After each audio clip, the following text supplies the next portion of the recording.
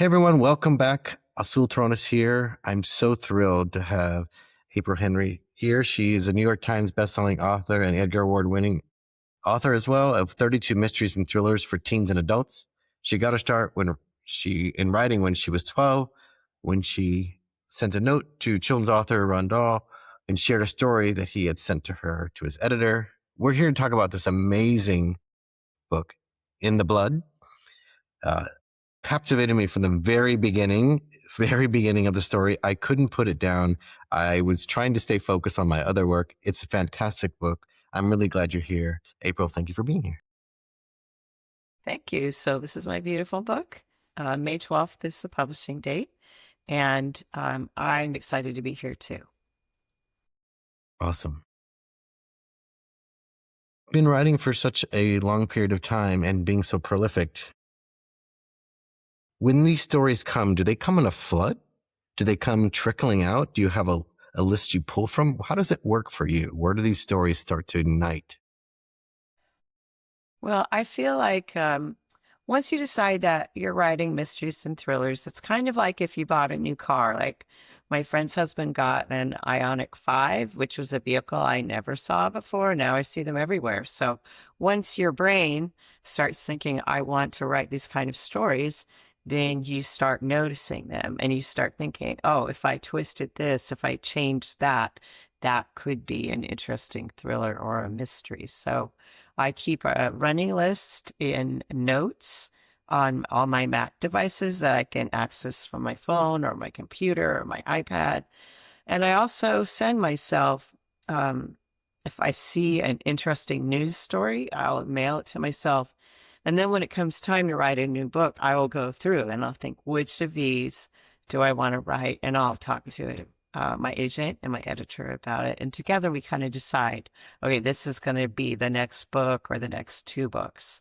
Like there was just a story in the New York Times about a teenager who was making really good money selling buying the contents of storage lockers that they'd stopped paying the money on it, or storage units.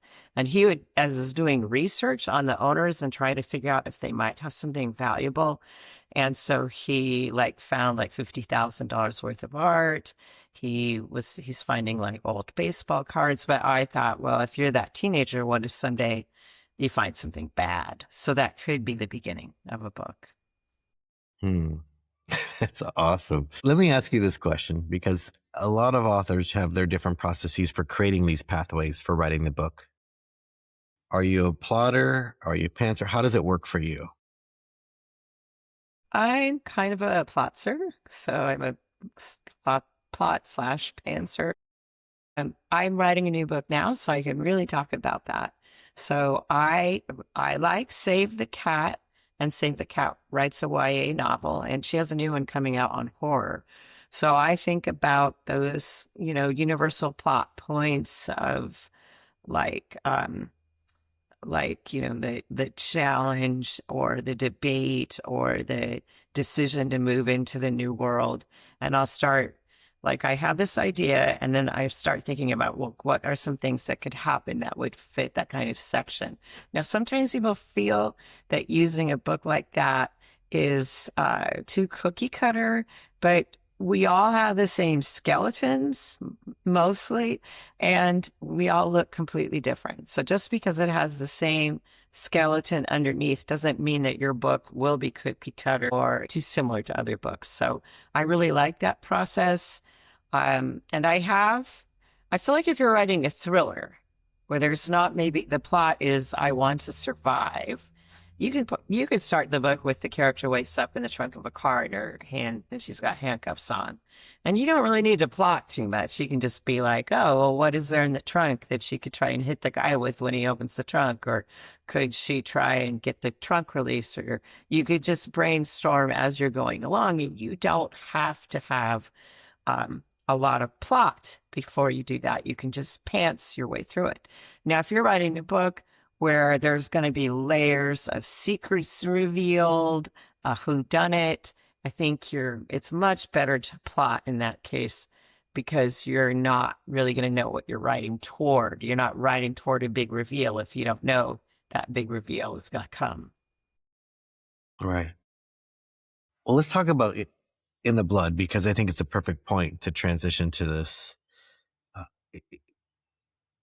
One, I want to talk about the style. So you write her for a younger audience in this YA sort of genre. How do you write such a complicated plot line with such simple words? Because a lot of authors sometimes they reach into their thesaurus to write, and I try to encourage them to not do that. That the story can be complex and be have lots of depth, but you don't need to overcomplicate the words. What's your style? How do you move through those kind of Well, decisions when you're writing? I when years ago I used to work for a healthcare organization that the rule was if you put out anything that was going to go to Medicaid members that had to read at a sixth grade reading level or below, I had to do an entire pamphlet on necrotizing jaw fasciitis at a sixth grade reading level. Just necrotizing. You're already messed up. You're not, it's so hard. But Right. I did it. And that taught me how to, you can talk about complex things in a simple manner. I also don't shy away from having a bigger vocabulary, but if I'm going to use a word, I want it to be such that they can pick it up from the context, which is how we pretty much, most of our vocabulary comes from picking things up from context rather than, being told a word and a meaning and learning it like that. So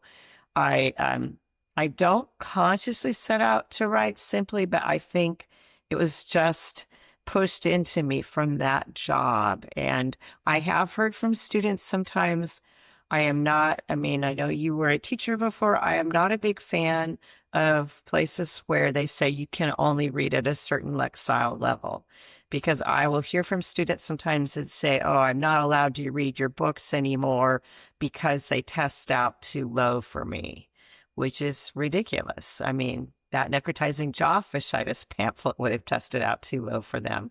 So Right.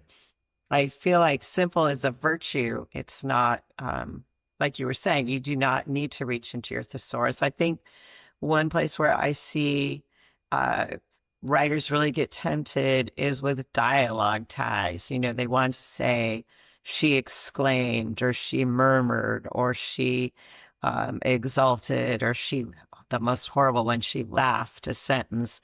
Whereas I feel like, said is a neutral word. I don't want to draw attention to the writing. I want to draw attention to the story. I don't want to draw attention to me. I want their focus to be on the story. So if you use a lot of fancy words, sometimes it just draws attention to the writer and not the writing. Yeah. That's what stood out to me because it really made me stay in the story. I wasn't fumbling over as a dyslexic person, even though I'm capable of reading very complex text. I want to know the story more than I want to try to fumble through words that I could. Another word would just be as enticing as your story. So that I don't give Mm-hmm. away too much, I really want to talk about this, about specific plot points. But tell us how you would Well, it summarize kind of, In the some of Blood. it's right on the cover. In the Blood's about Tessa. She's an adopted teen, and she has spent a lot of time wondering about her biological parents. When just before her 18th birthday, her best friend gives her a DNA test, and she decides right after she has an argument with her adoptive parents that she's going to take it and find out where she really belongs in the world. And she is eventually puts her DNA results on GEDmatch, which is open to law enforcement. And they're very excited because they can see that Tessa is the daughter of the Portland Phantom, a serial killer that they have been hunting for over a decade.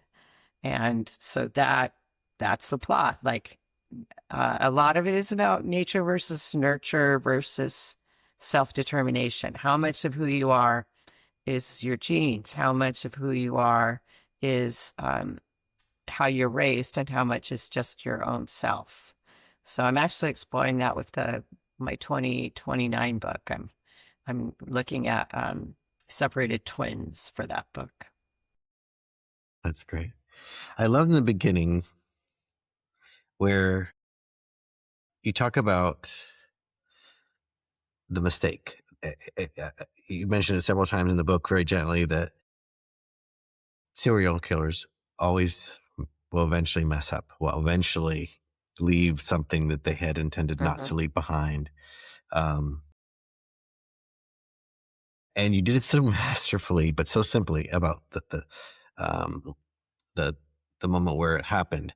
When you're writing, do those things surprise you and pop up like, oh, that's perfect? Or do you have to plot them and think them out? Because as a writer for myself, I am sometimes just as surprised by what characters do as the reader because I wasn't expecting them to do it. But in my mind, I know something has to occur to make the plot work out in the end. And when they do something I didn't expect that actually works, I get delightfully excited and surprised by, well, this is going to change things or this might move things differently. How does it work for you? I've had that experience too, where my characters kind of take on a life of their own. More often, it's that they refuse to do the thing that I had in my plot that they were going to do. And when I get to the time where they're supposed to do the thing, I realize they would not actually do that. For this one, I did talk to experts quite a bit. So there's a guy who's been my DNA guy for years. He is a scientist who works with DNA, and primarily they work defending people whose DNA has been found in places that makes it look very bad for them. So I was like, how how would this work? How would you suggest that it happen? So he worked it through with me, and then I also had I spoke to a lot of experts for this one because it turns out a lot of things that I thought I knew about genetics were wrong. I don't even know if I was taught in high school. It was so long ago.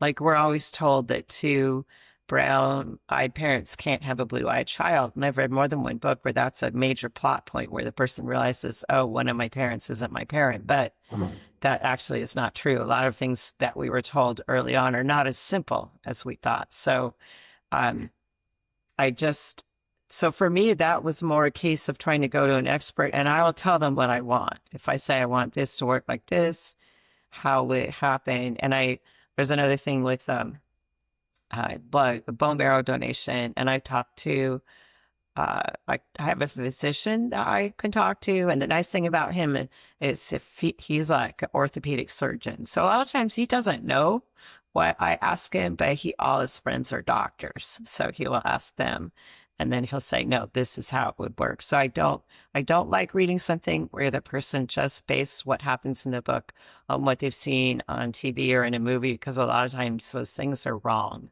about and I want mine to be right. I want it to be a bonus that you come away learning something about genetic genealogy or about DNA, something that's accurate rather than coming away and thinking you learned it and it's all wrong. It's all taken out of a TV show.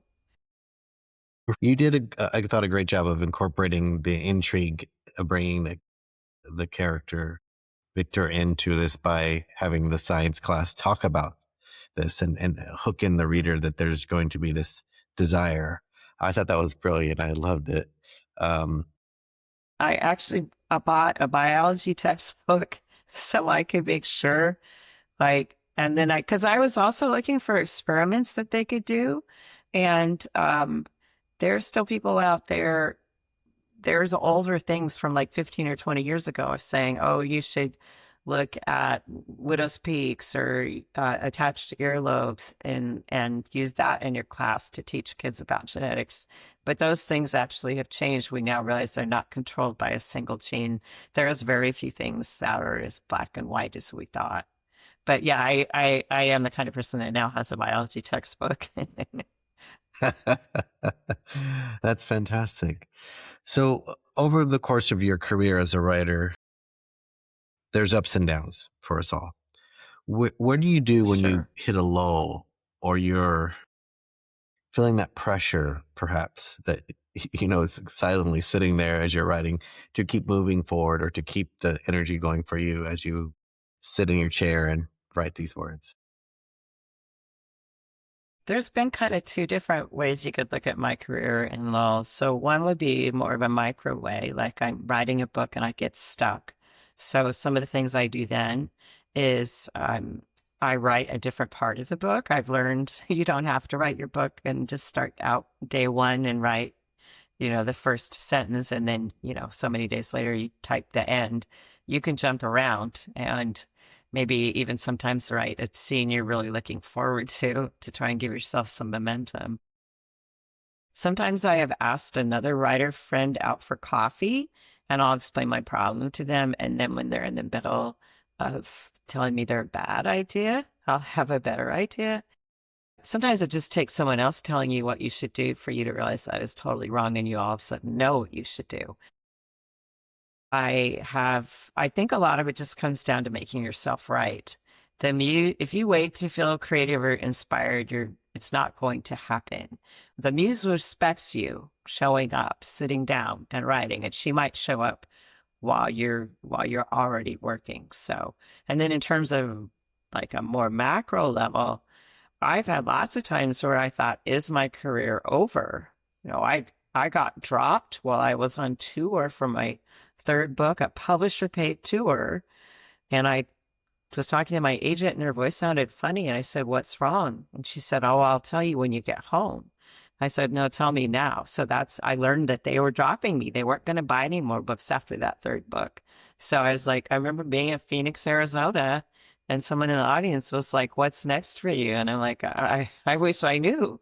So, but what I've learned is the only person who can say you can't do anything is you when you give up on yourself. I mean, sure, your publishers can drop you, your editor can stop answering emails, your sales can be not that good, but you're the one who decides to give up. And I don't ever decide to give up. I'm very stubborn. It's probably my bad trait as well as my good trait, just like anything, but I persevere. So persevering works in just writing and in having a publishing career.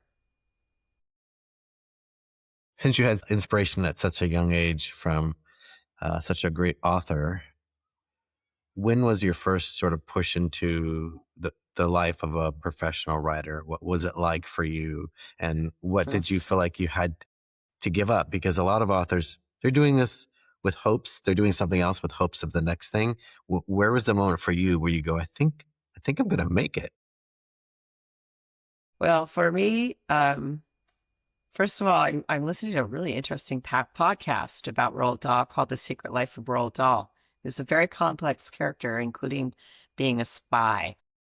Um, after Roald Dahl showed my story to his editor and she asked if she could publish it in a children's magazine in England, like that felt normal to me when I was 12. But as I got older, I started thinking that wasn't realistic. I didn't know anyone who was a writer at all, or even anything adjacent.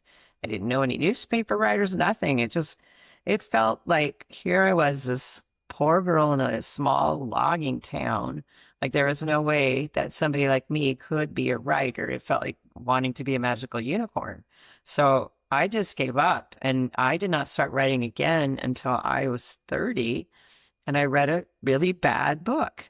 It didn't make any sense. And the character was annoying.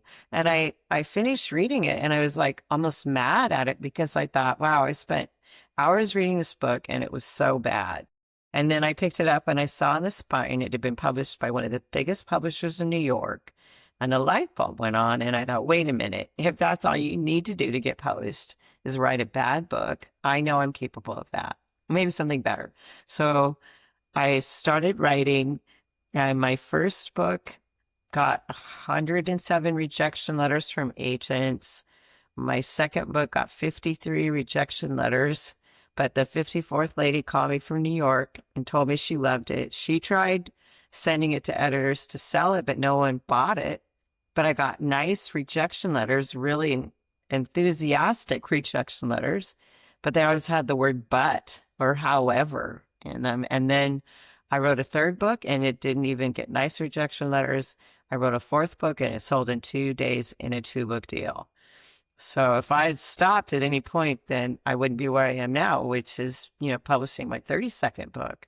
But I didn't quit my day job until after my 8th book published. I remember when my agent called me with that first book deal And she said, it's a 2 book deal. And I thought, oh my God, I'm going to quit my day job today. And then she told me how much it was for. And I was like, I'm going to buy a nice leather couch. It was not quitting money. Um, and even quitting when I did, it was scary because then, all of a sudden you're on your own with, no paid vacation, no health insurance. I had it through my husband, luckily.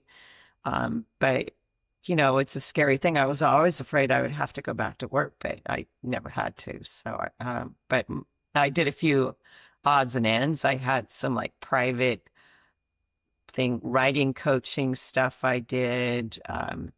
I taught a class at a bookstore on fiction writing. So, but I've always managed to make it and on my writing and not having another job. Your writing is a source of inspiration for me because as someone who's dyslexic, I didn't read the first book that I chose on my own until I was in 8th grade. So was that 13 years old or something? And Oh, it was the yeah, reason I you'd be chose about it. 13 or 14. Yeah, it was the skinniest book I could find in my teacher's library, who basically assigned Yes. me extra reading. But it happened to be Old Man and the Sea, and I fell in Oh, love really? with books. That's a, It that's it interesting. just It was like Hatchet or something. well, of course I loved Hatchet because I was an 8th grade teacher, so I taught that a lot. But I was enthralled with this relationship, this that you could have with the character who were on the page that was so painful in the past became an entryway into this world I had been excluded from in some ways. And I think that's what I was really excited about your book is that you make it accessible to all readers, that the story isn't precluding me from participating because maybe my reading level isn't as strong. I taught for many years in the inner city, and there are students in 8th grade that were at a first and second grade reading level, and to find books that would Right. get them excited was so challenging because of the difficulty of the language and what they were written. So if they were thrillers that looked cool, they couldn't read them. Um, and I want to thank you for continuing to write these types of books. Well, I wrote 12 books for adults, and then I saw this crazy story about a kid who was kidnapped one day and thrown into the back of a van, and he thought he was being kidnapped by serial killers, but it was actually people, his parents had hired these 2 men to kidnap their child and take him to an overseas boot camp because no kid's going to want to go there. So I think there was at least 3 authors that read those stories and had books come out of that. But I thought I was writing a book for adults that just happened to have a teen main character. And my agent said, no, I represent a lot of YA. This is YA. And that's how it sold. And the very first review was from Kirkus. It was kind of snarky, the way Kirkus can be. And it said it's something of a pot boiler, but might appeal to reluctant readers. And the next review was from School Library Journal, much nicer, but also said something about reluctant readers. And me, as a naive person who wasn't familiar with writing for young adults, I thought it was a coincidence they both used this term because adults who don't want to read aren't labeled that at all. They just don't read. They're not called reluctant readers. They're just not readers. So the teens have to read some. So I thought, how can I appeal to those people? And I thought, well, I'm going to have a slim book. Like I try to keep my word count between 50 and 60,000 words. I want short chapters. I want them to end on a cliffhanger, and I want the book to start right away. I don't want there to be a lot of world building or a lot of like, the person wakes up. I want to, unless they're waking up in the trunk of a car or something, I want it to be exciting. So then I realized, hey, we all like those kind of books. Like if I'm reading in bed at night and I page ahead and it's 50 pages until the end of the chapter, I'm going to stop reading. But if it's 3 pages, and it ends with something interesting that makes me want to read on, I'm going to keep reading. So I was like, these are my people. I mean, the good readers will come along for the ride because it's fun. But the kids who are not strong readers, there's enough there to keep pulling them through it. And I hear from a reader at least once a day on TikTok saying, you're the reason that I'm a reader, and your books are the reasons that I started reading. Or I used to hate books and now I'm a reader. And I'm like, I did something. It feels like as important as being a doctor or just like you being a teacher, you know, putting books into kids' hands and helping them get through this struggle that maybe you'd had. And you probably have more empathy and understanding of that, but reading changes your life. It really does. And you know what? They gave back to me. So it took me a long time to realize that I was there for, they were there for me all those years. And it was my job to take what they'd given me and do something equally as meaningful as perhaps I thought I was doing for them. And as soon as Kindle allowed publishing, direct publishing in 2006 or whatever it was, I started publishing my students' work. Okay. My goal was that every one of my eighth graders would graduate with a published book, either a collection or in their own. How cool. And I thought, because most people want to be writers, Uh-huh. don't, because of fear. Young people are ferocious and have not much fear. So it was a student, we were having a book fair. We Right. were inviting other classes over to read their books. And one of the students said, Mr. Taronis, where's your book? I want to put it out with the others. And I just gulped because I had never written a book. I had only helped them. And I said, oh, should I lie in this moment? What do I do? I'm really feeling uncomfortable. And I said, well, it's about you. I was thinking I would just say it's about you, not me, but that wouldn't have been true. And I learned from kids, especially eighth graders, you don't lie to them. They know. So I just said, Uh-huh. I don't have one. And then they said, well, why not? And I gulped again. And I said, honestly, I'm just afraid I won't have anything to say. And they paused and they said, you tell us not to be afraid. You should just do it. And they walked away. And that's the day I decided I'm going to figure this out and I'm going to write books and I'm going to figure out how it goes. Hmm. And they learned to love reading, some of the students, by writing, which was fantastic because if they were reluctant readers, they were equally reluctant writers. But as they Right. start to learn to critique and see stories come alive in their peers, they started to be excited about writing and then became excited about reading. And this magical thing happened where what was once difficult became joyful for them. And I feel like your books, the way they come across, because I've read a lot of YA over those 25 years I was in education, Uh-huh. don't patronize the reader because the words are simple.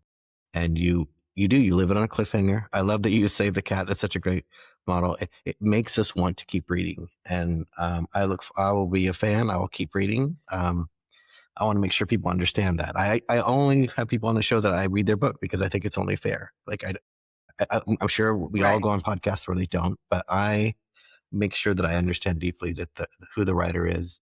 And one of the questions I have as a reader of your book is, what's your pacing? What's your like daily schedule as a writer? Like, what does it look like? Oh, I feel like so I've been trying to, at first, when I quit my day job, I was like, I'm at work 8 hours a day. I shall write 8 hours a day. But then I realized no one really is like super productive 8 hours a day. There's meetings and lunch and, you know, the time you talk to your coworker or whatever. So a good day for me would be to write about 3 hours. And sometimes I do it by the amount of time that I would have spent. And sometimes I do it by word count. And I usually do not count things like I'm reading a book, a very, maybe a little too thorough book, a nonfiction book about twins, separated twins. So that reading that book wouldn't count toward the time. But, and then I have my schedule's kind of jumbled. I do Brazilian Jiu-Jitsu a couple of days during the morning, and I think that would be my better time to write. But that's when that jujitsu class is happening, so I'm there. So I mostly just write down to myself and cross off in 30-minute increments. Okay, I worked on it for 30 minutes, worked on it for 30 minutes. I'm to the point right now, kind of like I need your students to follow me around because I've been working on a plot quite a bit, but I need to start writing. But part of me is oddly afraid, even though I've written almost 40 books, there's something a little scary about starting. I'm not 100% certain where to start. And I feel like this book I'm still deciding who the point of view characters are. But I do feel like I need to start writing rather than just like constantly tinkering with the world building because it's set in maybe a slightly alternate present than we have, or maybe slightly into the future. So I'm trying to, I mean, it's silly because I read so many books where if you, once you know the end and you know how it all worked, if you think back about it, none of it really makes sense. Like, oh, it was all, she was just fooling herself, or it was all a dream or something. Like, you're like, but that doesn't actually make any sense. So I always want my books, if you reverse engineer them, you knew how it all worked out, you could come back and say, yes, all these things still make sense. But I just need to do a dive in and start writing rather than telling myself every day that I'm going to write. I do write in Yeah. Scrivener. I don't know what you write in, but I really like Scrivener. So I just had two documents open side by side yesterday. I was actually just trying to figure out, well, where am I going to start and where's going to be some of the twists and what's going to happen. Yeah. I've tried Scrivener. I had a challenge with it only because it was such a strong learning curve when I was starting to write that it overwhelmed me. It probably is it's probably the best place for me to do my writing now because now I'm searching for things. Um, but one of the things I tell my coaching clients when they're stuck is I said, set a timer for 8 minutes, and that's the only writing Oh, you do that right. day. Yes, Because I've even seen it, it for people suggesting five, just, yes, and then you're not allowed. that's it. Now, I Yes. really And feel it it's seems to important to break the set seal. your sights low and build a habit rather than I've seen people who are like, oh, I'm quitting my job and I'm going to write 3 hours a day. Well, then they don't do it and they feel like they're a failure. You need to build off Hmm. success. I'm a big believer in that whole tiny habits theory where you start really small and build up. I think that, that works. Yeah. Absolutely. I have used word count because I'm a reluctant writer. Like I prefer to be done writing. I'm excited in the moment, but I don't like it just as much as I don't like going to the gym. But I do love going. It's just the initial moment where Well, it starts happening. it's the way I feel about running. There's times where it was raining. I didn't enjoy it the whole time. I plodded along, but when I come home, I'm always glad I ran. I'm always glad I wrote, even if maybe the writing itself was a bit of a struggle. And I think this summer Yeah. I don't know what days she's doing it, but Jamie Attenberg, I think her name is, does 1,000 words of summer. So it's like a 10-day period where you tell yourself you're going to write 1,000 words every day for 10 days. And I did that last summer and I really got a lot of writing done. There wasn't any weekend or anything. It's just 10 days, 1,000 words. Uh, there's something about that structure that was really helpful to me. And then at the end of it, you have 10,000 words, which is great. Yeah. That's how I mapped out the first novel in the series that I wrote with my husband. Is I broke down 50,000 words in 30 days and I just wrote those 1,680 words every day. And it was painful some days.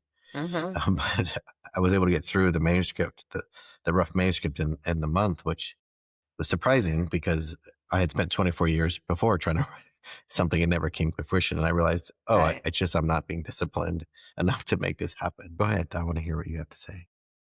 Oh, I was just going to say my joking trick is name your character like Mary Ellen or Bobby Sue, and then you got so many more words. It's a cheat That's a for good getting your trick. 50,000 words in. That's a good cheat. Um, it made me think about a different question now.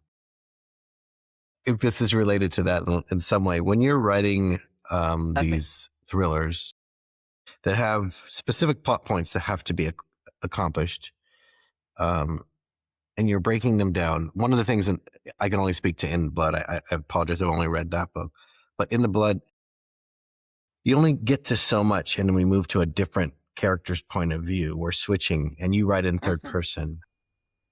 Is there Hmm. a cadence that you're trying to keep up, or do you just allow that to occur naturally? Because it feels like a cadence that's happening. Like, how do you keep that measurement I'm of very switching conscious of points of my view? word count.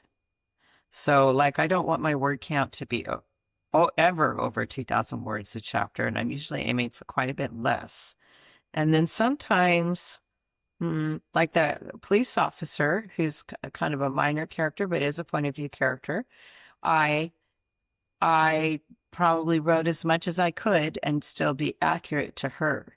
I would have to do a much deeper dive into what is it like to be uh, on patrol with only a year on the force. I have my cop friends or ex-cop friends I could talk to. So in some ways, I stopped just because I wasn't 100% certain of what every minute of her day would look like.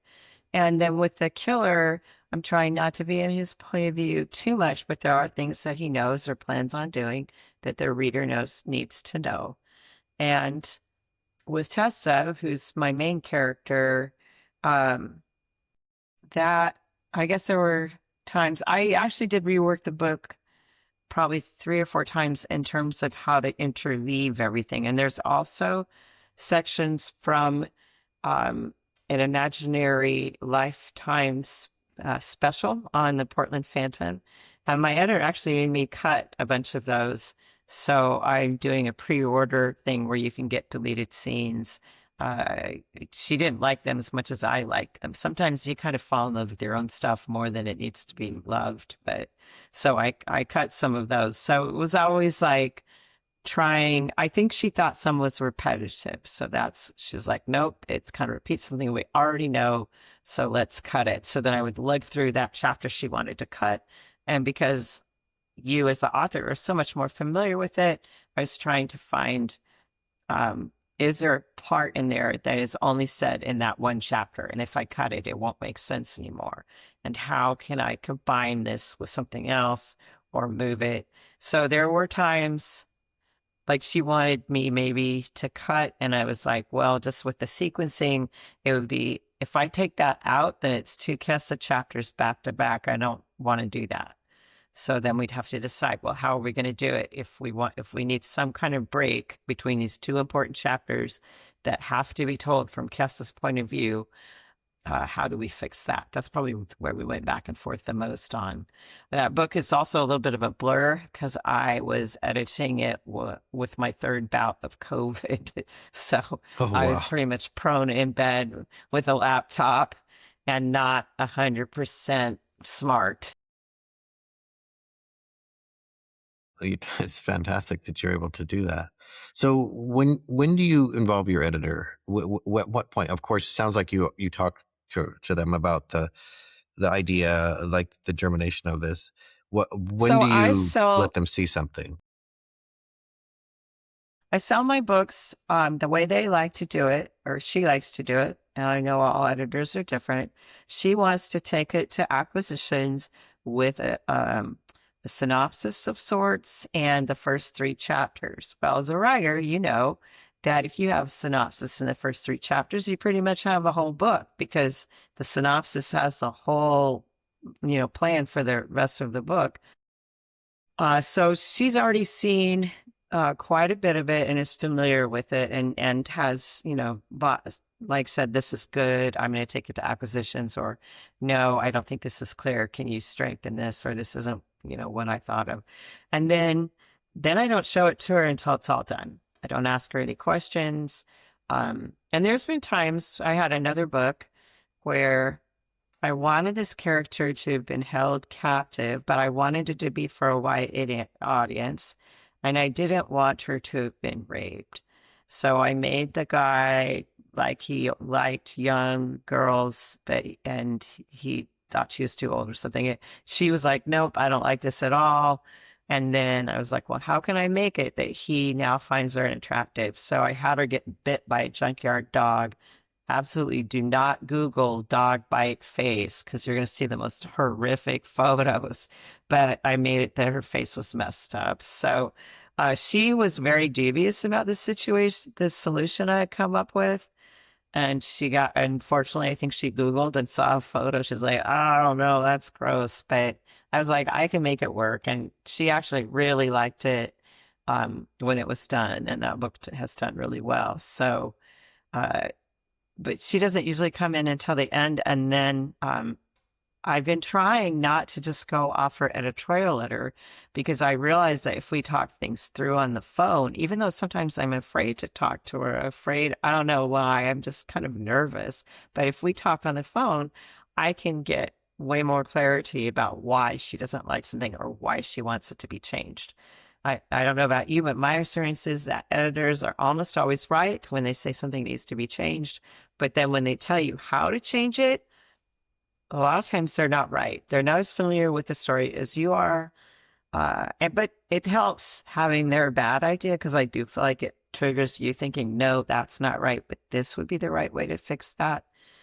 But I unfortunately, I think they are right when when they say something's not working. They're almost always correct about that. Yeah, that's great feedback. How long is that synopsis? Like how much words, I guess? Oh, it's maybe 2 or 3 pages, single spaced, 12 point times. So I don't know what that would be. Maybe like 600 words or something. Um, and I mean, my agent's like, they'll never look at this again. You can give them a completely different book, and just as long as they like it, it doesn't matter. But it's not like anybody sits down and goes, "Well, this is not what you said would happen." So I have to remember that just because I said in the synopsis that this was going to be how it all worked out, there's times you get to that point and you realize, no, like we were talking about characters that kind of take on a life of their own. There's times the characters won't do what was in the synopsis, and you have to come up with a different solution. When you think about how you entered into this at the time that you did versus now, what advice would you give a budding writer? Maybe there's even people there who are listening that are doctors or lawyers who've written nonfiction books, but they have an itch to enter this idea of writing fiction. What would be different about your approach now Absolutely. for someone?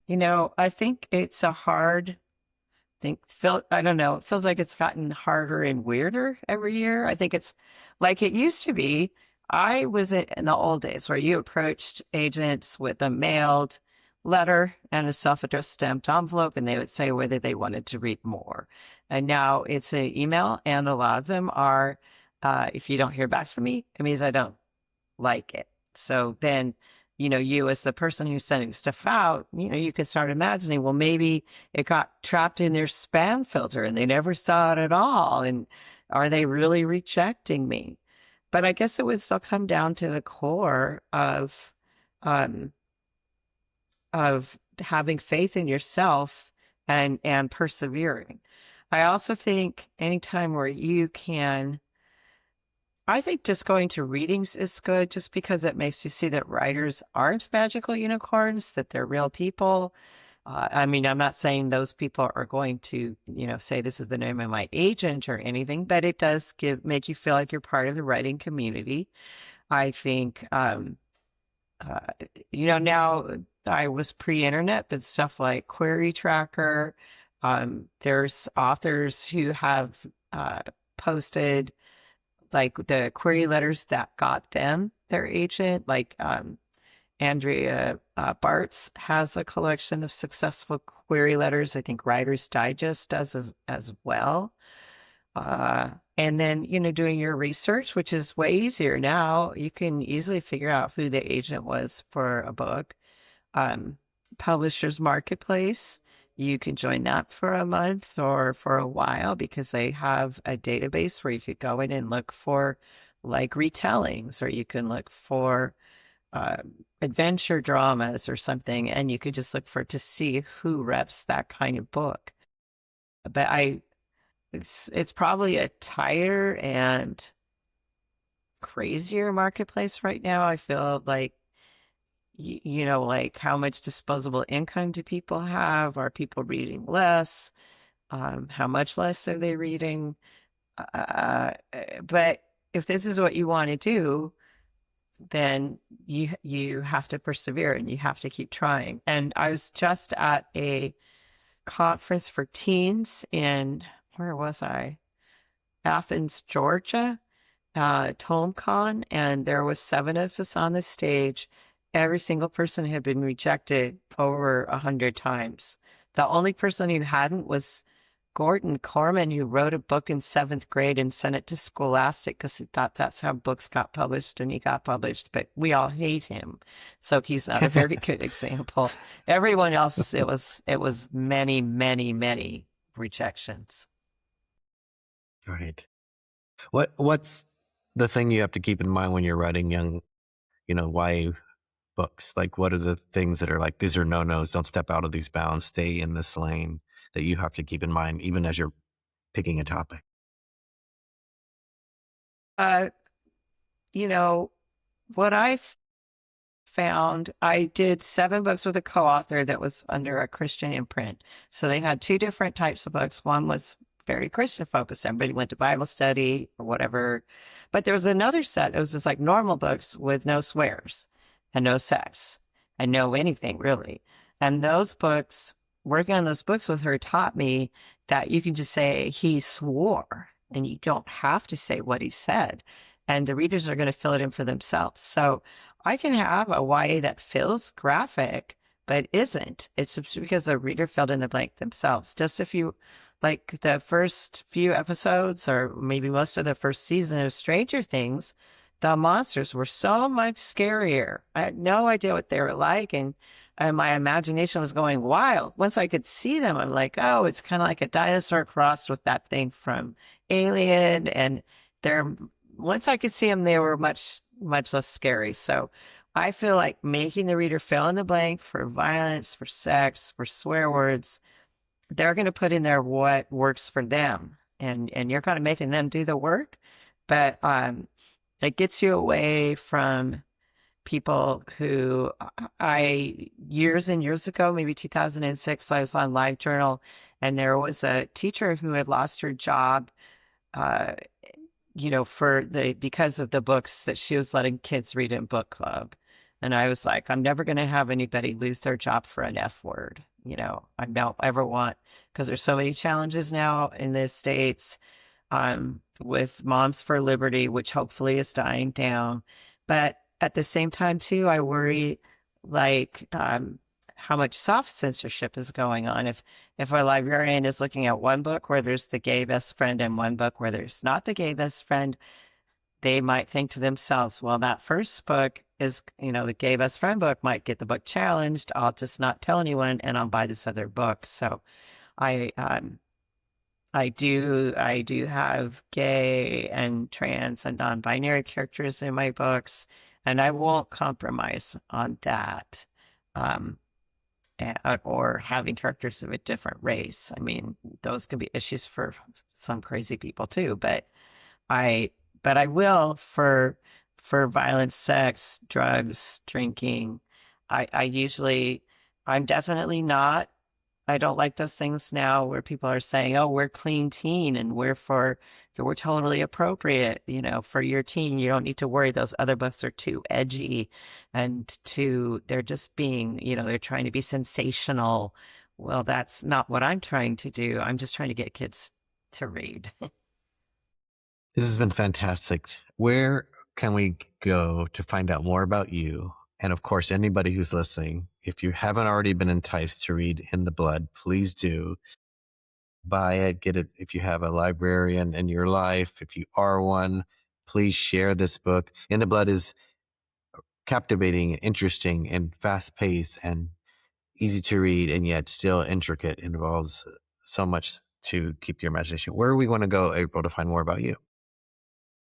Well, I was lucky enough to finally get aprilhenry.com. There was like 40 April Henrys in the world, and one had it for a really long time, but she let it lapse, and I snapped it up. I'm also on Instagram, Threads, Blue Sky. I'm on, and either I'm all on Facebook. All of those is either April Henry or April Henry Books. And then on TikTok, I'm April Henry Books for my books and April Henry Writing Advice for writing advice.